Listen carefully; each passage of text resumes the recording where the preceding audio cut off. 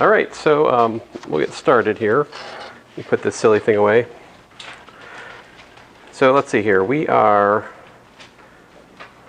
Here's what we've done since test one. We have covered some material, I would say.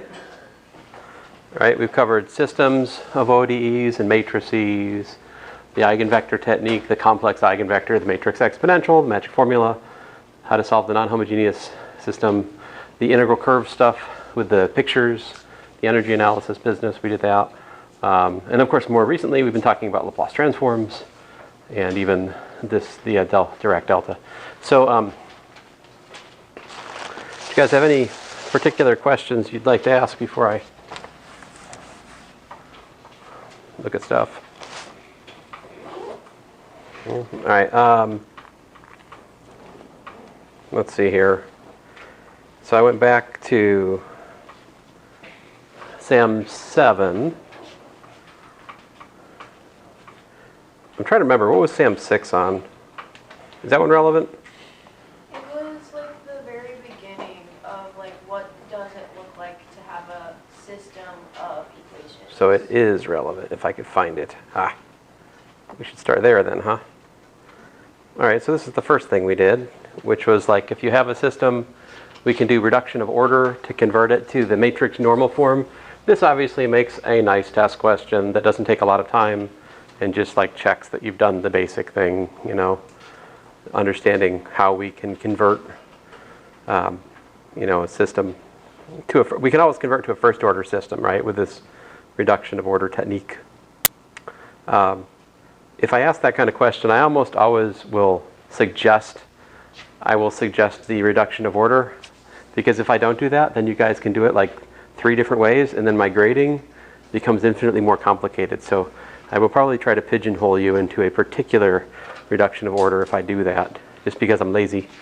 Okay, anyway, this one here, we have a 2 by 2 matrix. I give you, this is what? Can you guys recognize what that means? Because you should recognize what that means at this point. That, right. Exactly. That means that we have an eigenvector with eigenvalue, what you just said, right? 6. And another eigenvector with eigenvalue -7. Ooh, that was close. All right. So we have C1 e to the 6t plus C2 e to the -7t. And so this is using the eigensolution, right? We proved that e to the eigenvalue times eigenvector solves the differential equation, right? That was like our fundamental, like our beginning lemma. Of course, it's not always enough because, as you should remember, not every matrix is diagonalizable, so there's not always enough eigenvectors to build these things. The other thing we did, of course, sometimes you have a complex eigenvector like this. A times V is 7 minus 4i times V, right? Where V is, in particular, this. And don't be fooled. My notation, V equal to 1 plus I, comma 2 plus 3i. What's that mean actually? That's my shorthand for writing a column, a column vector like this, right? And then the thing that's critical here is to be able to separate out the real part and the imaginary part. So this is like the quote-unquote A and the quote-unquote B that we talked about in the like general complex solution, right? We end up with, e to the real part of the eigenvalue, cosine of the imaginary part of the eigenvalue times A. Oopsie. Why is there a minus there? What have I done here? Oh, it's because of this minus. Sorry, it's weirding me out. But anyway, so this is like the real part and the imaginary part of the complex eigensolution. We take a linear combination of those, and that's the solution. If you have no idea what I'm talking about, you really need to go back and study some of these, because it will be on the test. Like, for sure, it's on the test. It's always on the test. And, it's not that hard, but you do need to sort through things. And it's like, here's some what's the word? Checks on your solution. Like if you're writing I in your final answer, you're wrong.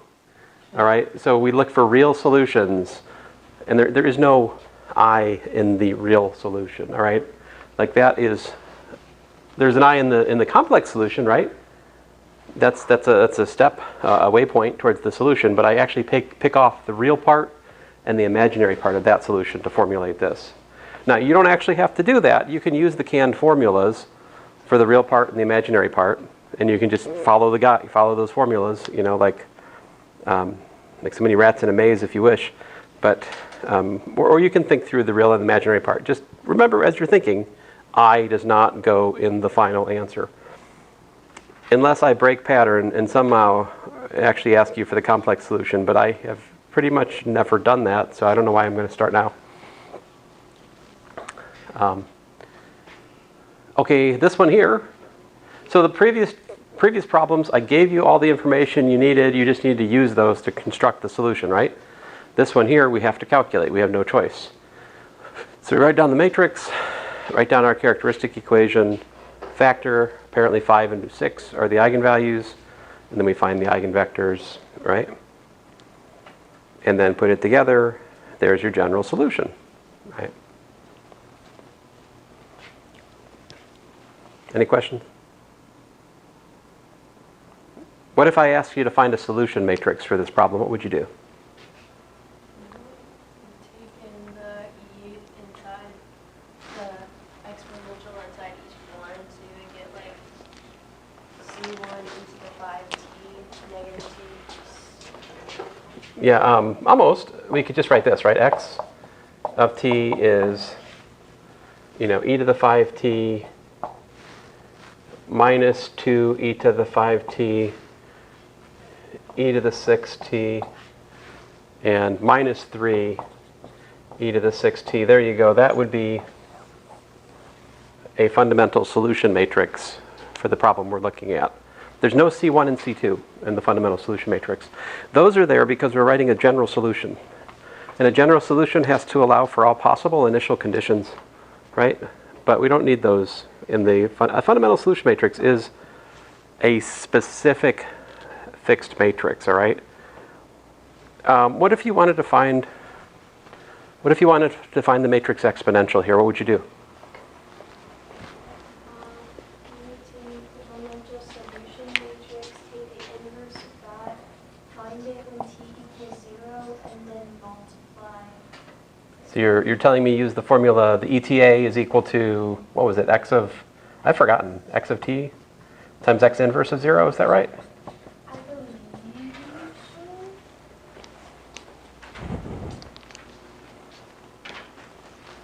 so. And there's writing on this board, but it's kind of ghostly. I can see, I don't know if you guys can. Some kind of unpleasantness, I don't know. Let's make it go away. Let's make it not make sense. Yes, no organs on the test. No, ETA is equal to x of t multiplied by the inverse of the fundamental matrix at 0.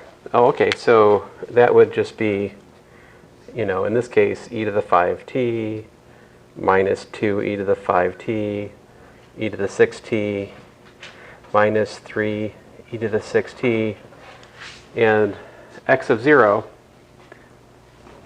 I'll write up here, x of 0 would be 1 minus 2, 1 minus 3, right? So x of 0 inverse would be what? We go 1 over minus 5, flip the diagonals, minus is on the off diagonal, so like that. I'll bring the minus in, I like that. 3, 1, minus 2, minus 1. So if you multiplied this out, if you could multiply that out, that would give you the matrix exponential. But I will not do that as we have other fish to fry. Let's see here. Okay, so that was the starting surprise stack mission, which was just about eigensolutions, right? And I didn't even put any of that fundamental solution matrix stuff on you at that point, but if I had been doing a better job, maybe I would have. Now this one, surprise stack mission 7, was take home, right? So in here, there was a certain amount of technology use, right? Like you could look up the spectrum right? What's the spectrum? The spectrum of a matrix, that's just the list of eigenvalues from smallest to largest.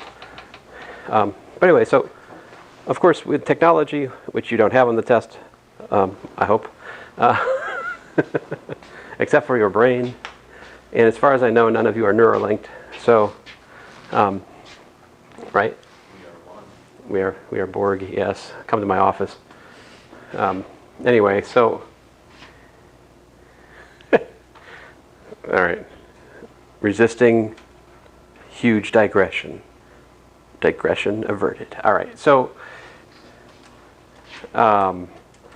anyway, this one here, the way I would ask a question like this is to say, here, this is a matrix, and by the way, these are eigenvectors of it, and these are eigenvalues of it. Work with them. Right? If I do that, do not recalculate them and waste your precious time, right? Let's see here. Problem 3, okay, so like problems 1 and 2 would be unfriendly, right? On the test, like very unfriendly. Problem 3, completely fair game. 2 by 2 problems, we can work on the test without exception, homogeneous or non-homogeneous. Although, honestly speaking, it's really hard to put a non-homogeneous problem on our test in DiffEQ, but that sounds like a challenge. I like a challenge. I'm probably joking. We'll find out soon. But so here, let's see here. I give you like a giant hint, a cubed being 0. See, we have this thing called the Cayley-Hamilton theorem, and that means that basically there has to be, that basically forces the characteristic equation to be t cubed. I think. Well, let's find out. I could be wrong. Oh yeah, because it could be t squared is 0.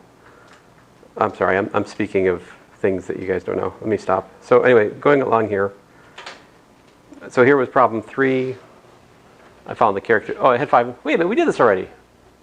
Dudes. Oh. Oh yeah. Duh. Okay, so apparently we were working that out again. So if you're wondering how that multiplies, here it is apparently. Wait a minute. That's funny. There's no fifth in this one. It's a different problem? Oh, it's a different problem. It just, okay, I'm sorry, it weirded me out. I thought it was the same problem. Okay, but it's not.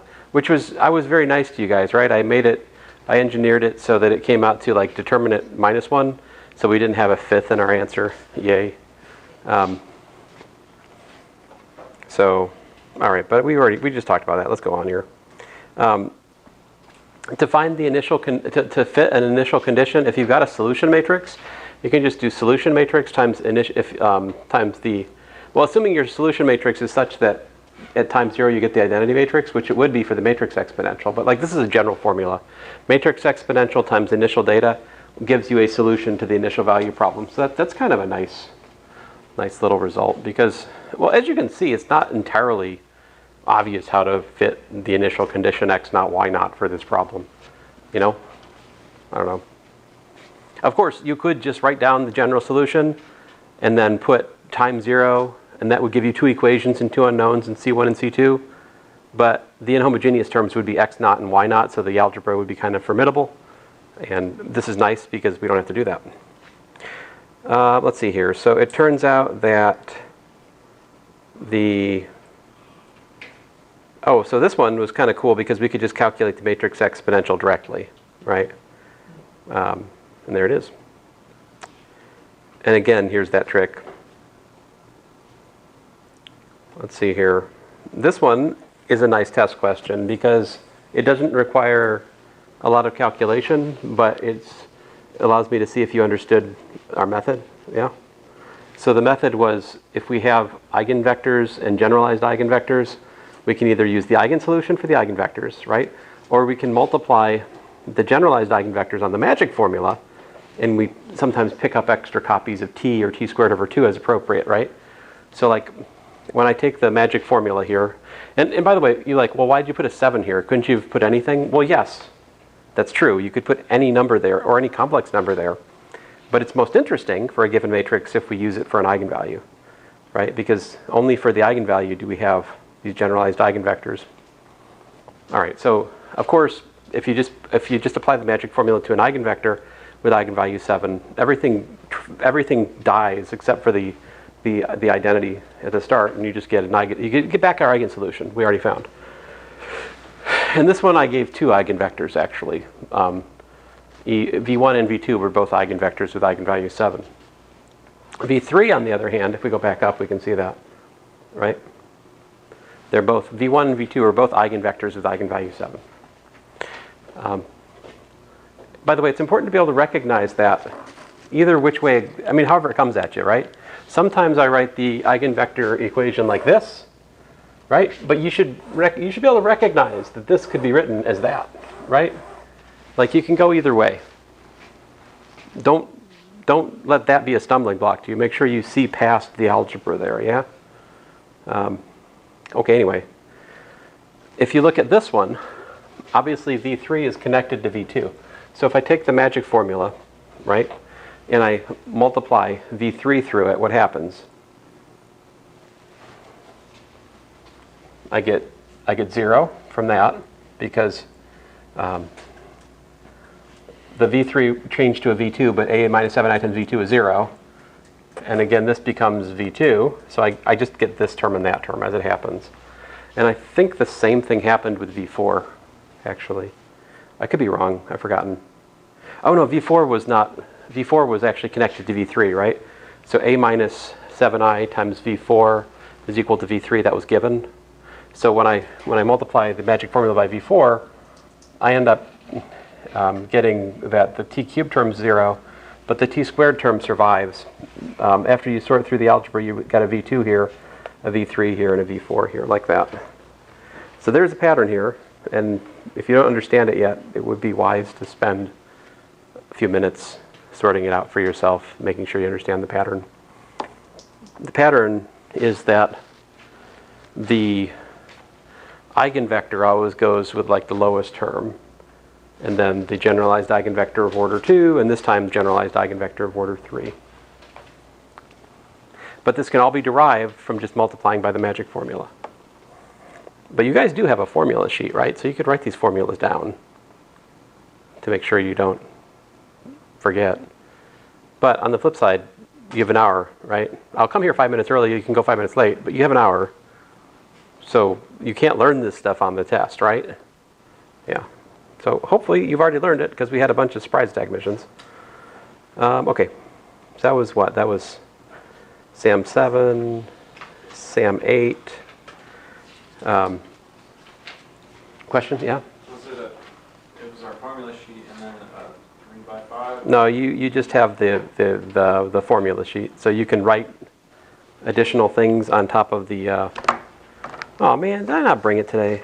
Son of a gun. Yeah, sure. Yep. Oh, rats. I told one of you guys I was going to bring you a copy of the sheet today, but I have a few of them up in my office. But anyway, I will try to post the Laplace transform sheet in announcements. I meant to do that already. Most of you have already given you a copy, right? But I will post an announcement again in case you want to print it out again and start afresh. And in fact, I will even post the LaTeX source for it. So if you want to take it and make it your own, you're welcome to. All right? If you care about that kind of thing. Okay, so if I forget to do that, before like 9, feel free to like email me and say, hey, remember you said you were going to do blah? Then I'll do blah. But I'll try to remember it without you poking me. Sometimes I need to be poked. Okay, so children are very distracting, it turns out. But let's see here. So, which is a good thing. This one here, I think I just worked out, right? So we had the eigenvalue was -1. It was repeated. So the eigenvectors are not enough. So we have to go looking. So this one I actually solved the chain condition, right? I solve a plus I times u2 equal to u1, which gives me, my generalized eigenvector of order 2, like that. And so that's why I got one eigensolution and then this generalized eigensolution. Put it together. Yeah. Okay, let me move on here. We also talked about integral curves. You remember that? Probably not, but we didn't talk about it very long. But it is true. Now, if we think back to our problem of integral curves, we actually have the necessary machinery to solve these problems. So a way to make a boring test question interesting is to say, find the integral curves of blah, which is really just a stupid way of asking you solve these two differential equations, right? Autonomous differential. They have to be autonomous. What I mean by autonomous is only x and y appear here, not like a function of time. If there's a function of time, it's a different kind of problem altogether. Oh, yeah, like your last surprise attack mission, right? Which is less pleasant. But yeah, oh, and I already solved that above, so I just wrote down the solution. And you notice here, I didn't have the matrix exponential, so I actually went through the algebra to find the constants which give me that point at time 0. Right? So I guess you have to ask yourself the question on a given problem, which is easier, to find the matrix exponential and use it to write down the initial value problem, or is it easier just to solve for the constants? Probably it's usually easier just to solve for the constants if you haven't already calculated the matrix exponential. But if you have the matrix exponential sitting in front of you, then by all means use it to construct. So this problem here concerns a repeated complex eigenvector. This kind of problem only appears on your test, like, I think it almost has to be symbolic. Like, I don't think I can really reasonably give you a 4x4 matrix that has a repeated complex eigenvalue and actually ask you to find the vectors, the 4 vectors. Like, I don't think that's happening. But something like this is not outside the realm of reason. It is unpleasant to grade. I don't think it really gets much nicer than this, though. I think this is kind of like the easiest version of this problem. Yeah. I mean, I can ask just about a symbolic complex eigenvector, right? If I did that, you just have like this and that as the solution, and that would be it, right? It's the repeated complex eigenvector that's bringing in these, like time pieces, t times sine or cosine. But all right, anyway, I think so here I just bogarted the solution from the other, and yeah, there it is. Lovely, yes? Okay. Moving on, SAM 9. So some of you were like pretty good, and others of you were further from this. This is something that if I was to put on the test, everyone should be able to get this, and you shouldn't have to spend a lot of time either. Like, this should take you all of about 3 minutes to do. Right? There's just very simple rules. If you're given the potential plane, right?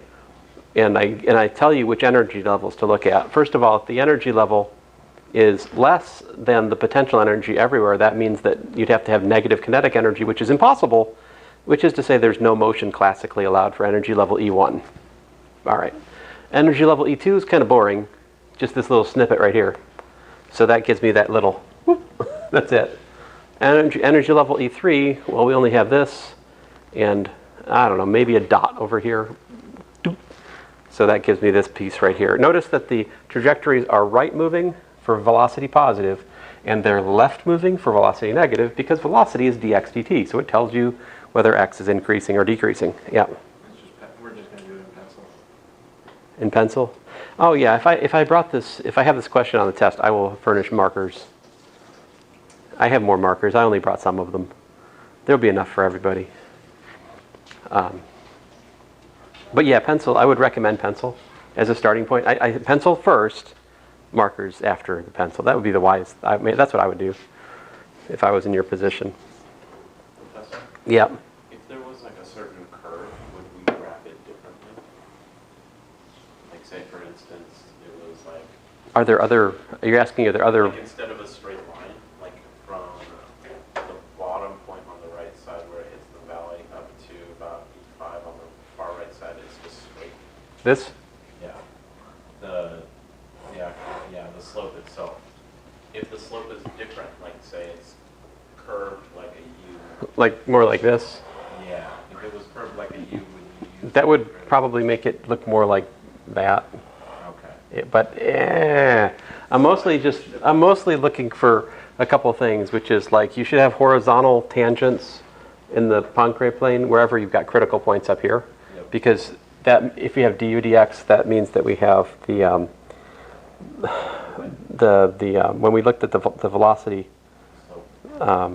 yeah, we had we had horizontal tangents down here for those cases, and when you also have. So these are the critical points here, correspond to critical points here. Critical points down on the xv plane have to fall on the x-axis because we're essentially plotting the direction field of the vector field, dx dt comma dv dt, where the dv dt is given by the Newton's second law. I think it's what, f over m, but that's minus du. I'm going to say something wrong if I try to remember too much off the top of my head, but the point is, in order to get a critical point, you have to have the velocity 0 over here. But if you're below a critical point, that will also make you have a horizontal tangent, like here and here, if I did it right. So I am looking for that, generically speaking, but these are qualitative pictures, so I'm not super fussy, but, you know,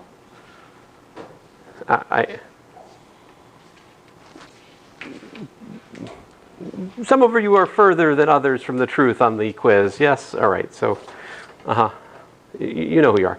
But I don't know who you are because I let the grader grade it. So, you know.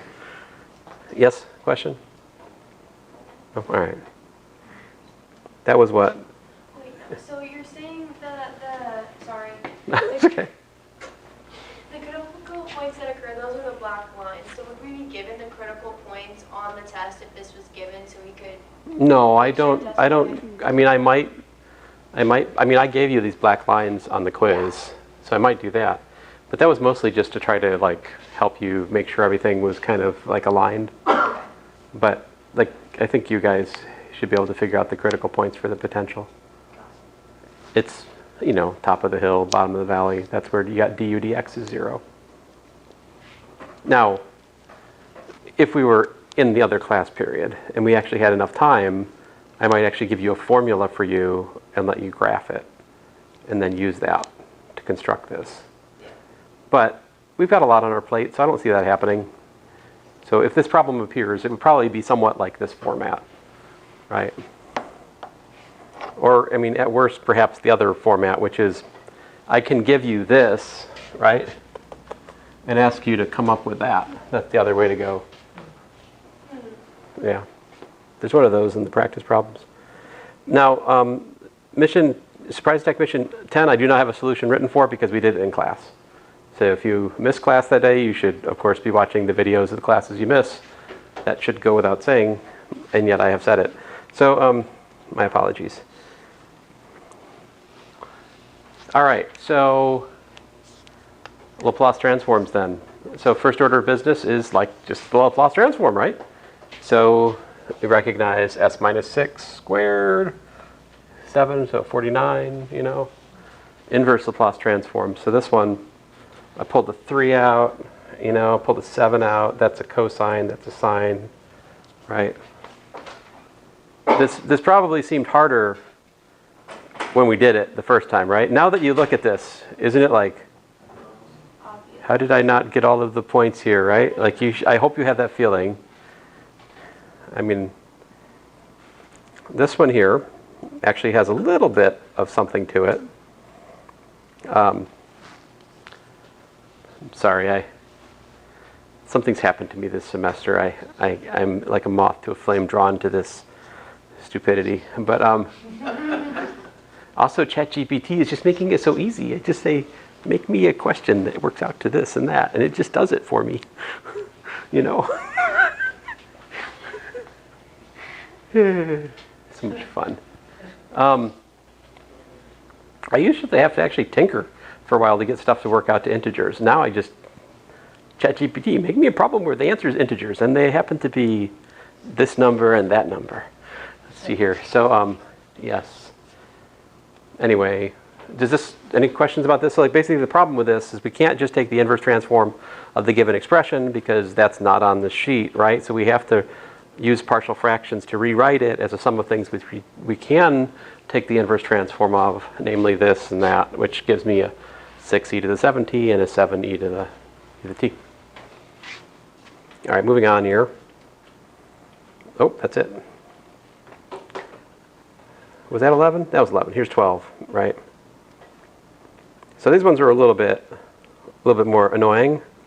So here, and I do expect you to be able to do like this trigonometry here. That very much could be on the test.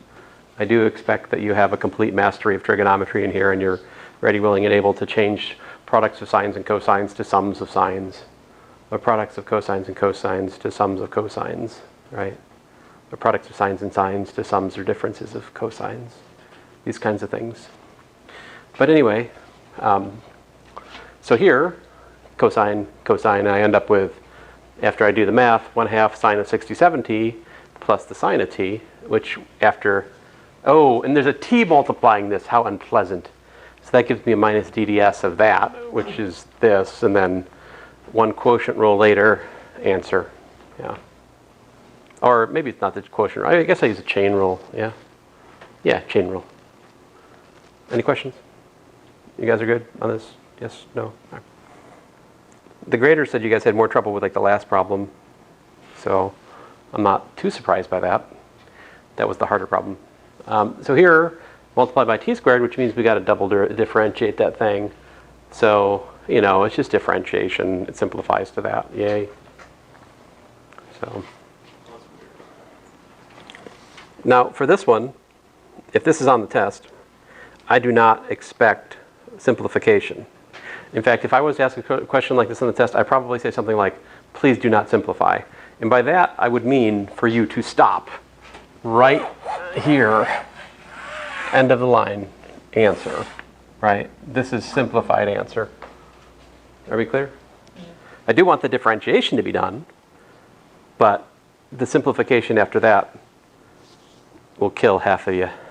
So, yeah, I don't want that. I mean, I don't want that unless it's on purpose. Okay, if it's on purpose, it's different, but there's some problems where I don't want you to calculate. I mean, I want your effort to be spent certain places and not others, so that's why I would write something like that, and don't simplify. This one here is not something I usually put on the in-class part of the test, so I would not expect to see this on the in-class test. This requires a certain clarity of thinking, which I don't want to test on this. I'll just be honest, okay? This is important to know about, though, so it's good that you've done it. It's good for all of us that you've done it, but to be completely frank, I don't test on that. That said, the problem inside this problem, like if we ignore the W business and we just look at y prime prime plus 4y prime plus 5y equal to e to the minus t, that is a perfectly good test question, right? But the switching between W and y, that not test. This problem, test, yes, very much so. Nice test question. Not an easy test question, right? But very much within the realm of possibility. Now, I don't usually ask two of those. I probably ask one of them, you know, because you'd have just about enough time to do one of those. And again, like, so below, not part of the test, right? But just finding your way to y would very much be a reasonable test question. Challenging, but reasonable. This one here, problem 4, you know, make sure you know how to deal with the Dirac delta function. It's your friend, right?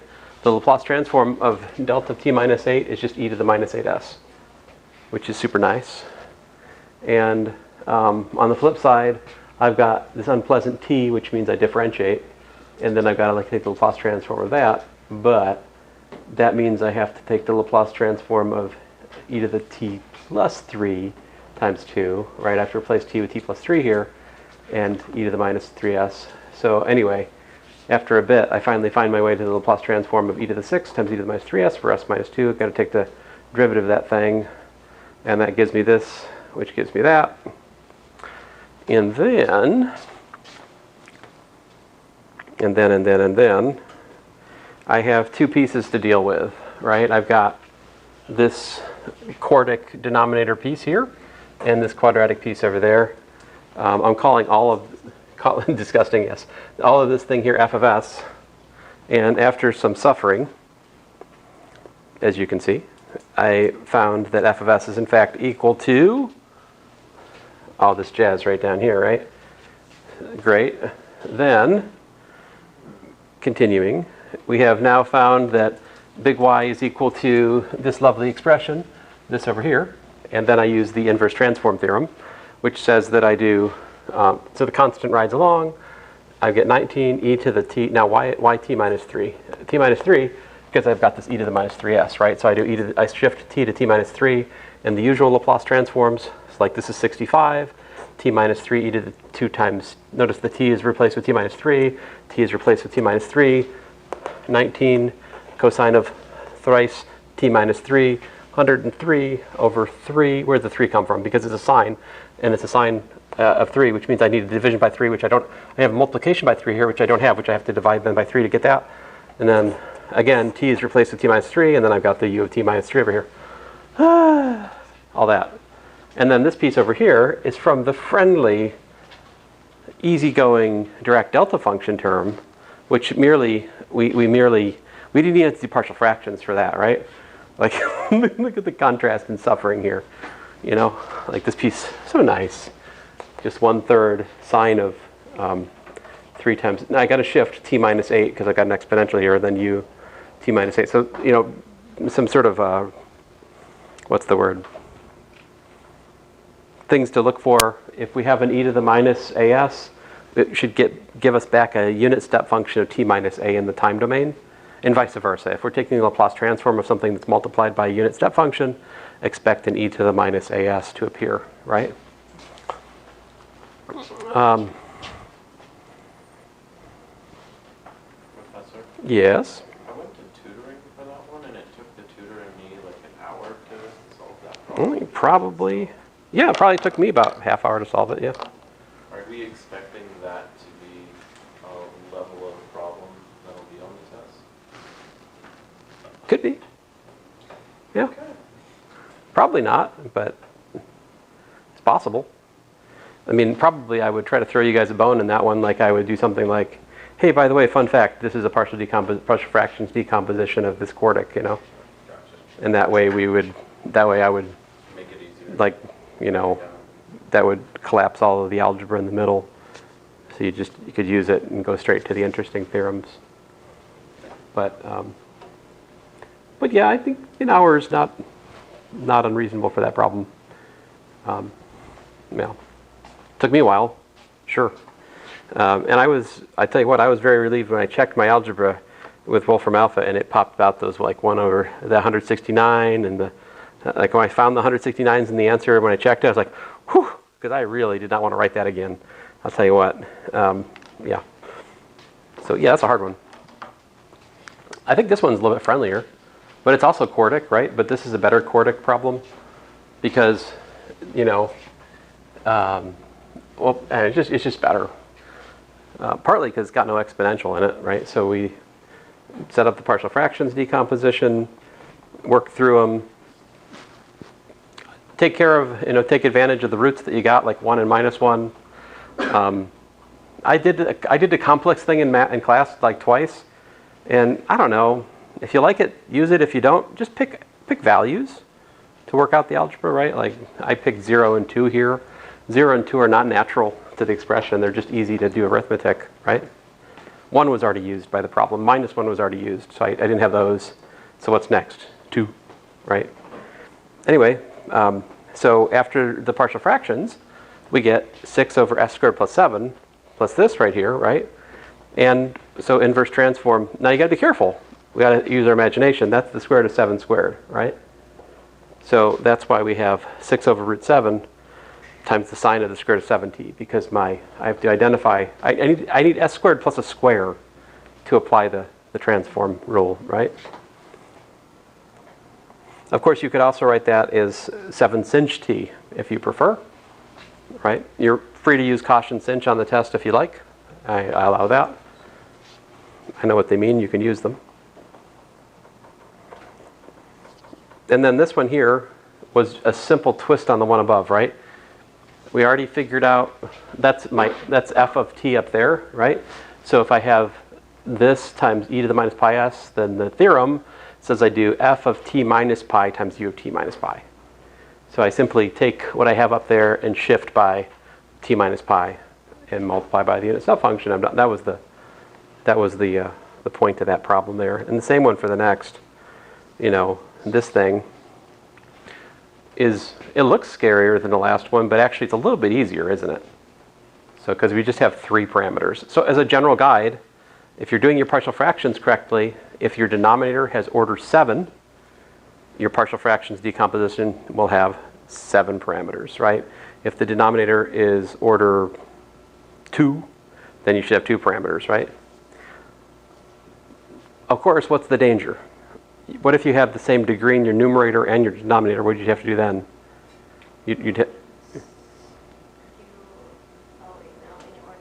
It's like if we have 35 over 12, what do? We rewrite it as 3 plus 3/12, right? Like that for polynomials, we have to do long division to peel off the, to rewrite it as a proper rational function.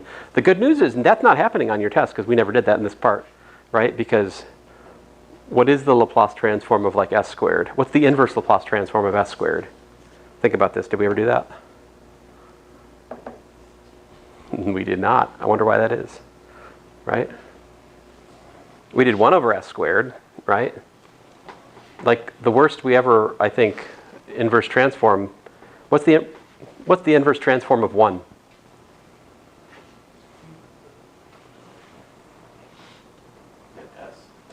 It's the Dirac delta function. Because the Laplace transform of the Dirac delta function is 1. So the inverse transform of 1 is the Dirac delta.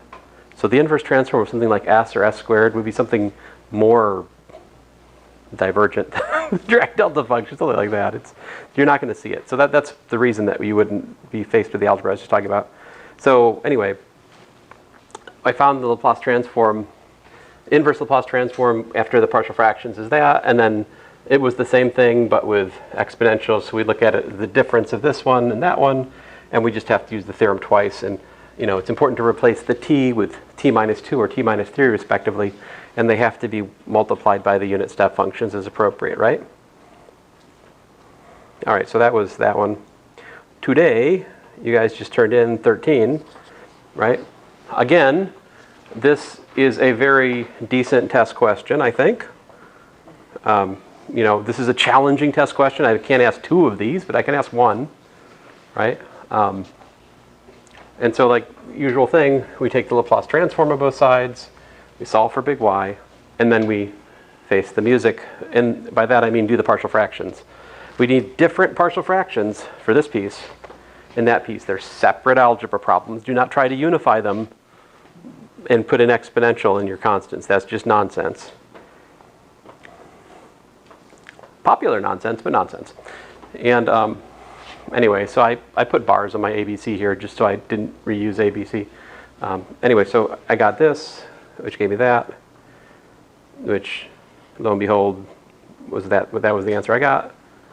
I see some celebrating, that's good. And on the back side, I took the Laplace transform of the first equation, gave me this.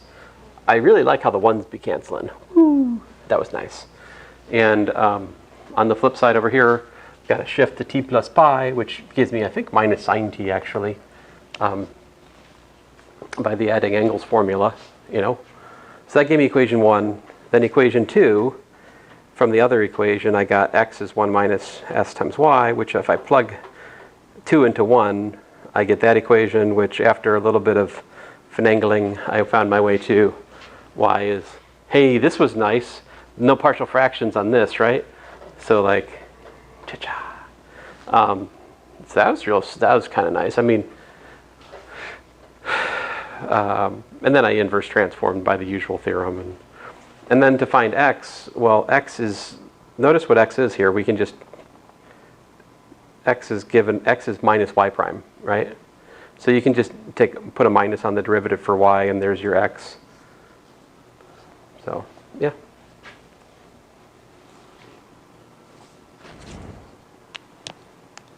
Probably I will not ask a system with Laplace transforms on the test because we have enough going on with regular systems and Laplace. I think that's plenty. One thing I should talk about, because I do test on this, is like being able to write down the unit step functions from the case-wise defined function. Make sure that's a skill set that you possess. We talked about that, like how to go from a case-wise defined function to like a sum of differences of step functions. Like if you don't know what I'm talking about, maybe figure that out. I think we have some of those in the notes somewhere, right? But anyway, I think that's it for today, guys. So I'll try to be here 5 minutes early. So, and I'll try for the test not to be too long, but, well, anyway.